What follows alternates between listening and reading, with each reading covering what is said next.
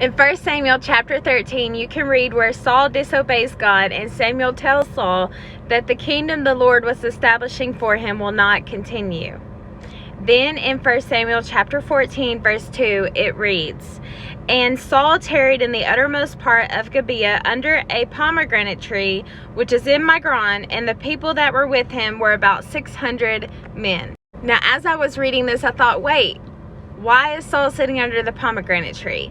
God doesn't just put details like that in the word for no reason. So I began researching pomegranates. Pomegranates can be found in the Bible when speaking of the promised land and also in preparation for the bride. The verses in preparation for the bride are found in Song of Solomon, chapter 4, verse 13, and chapter 8, verse 2. In terms of the promised land, pomegranates are found in Numbers, chapter 13, verse 23. Pomegranates are said to represent prosperity, blessing, fullness, abundance, and sanctity. And when a pomegranate is fully ripened, it bursts open, spreading its seeds everywhere. So as I began to pray and study, I began to see that Saul was essentially sitting under the promise, the blessings, and the abundance that God had for him. All Saul had to do was reach up and take hold of the abundance and the promises of God and lead and share with the people, the Lord's people.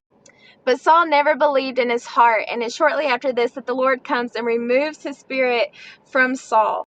And as I sought the Lord on this, he began to show me that Saul was already spiritually dying as he sat under that pomegranate tree. But not only that, I was led to go back further and to study from the very beginning. And I seen where Saul hid amongst the stuff when he was supposed to be named king. As the Lord gave him to the people as their king, he hid from the honor instead of grabbing hold of who the Lord said he would be.